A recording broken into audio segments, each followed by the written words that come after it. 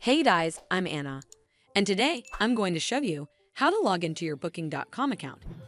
This video is going to be a step-by-step tutorial. So, if you follow along, by the end of this video, you'll be able to log into your Booking.com account. So first of all, you need to open up a browser on your device. And then type in Booking.com in the URL bar at the top.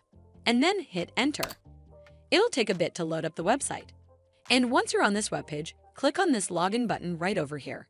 It'll then take you to this login page. Over here, you simply need to enter in your Booking.com account login credentials. As you might already know, that passwords are case sensitive, so make sure that your caps lock key is turned off. And lastly, click on the sign in button and you're done.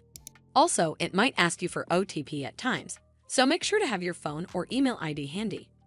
Well, that's how you log into your Booking.com account. I hope you found this video helpful, and if you did, make sure you give it a thumbs up to see more videos like this, and don't forget to hit that subscribe button. We'll see you in the next one.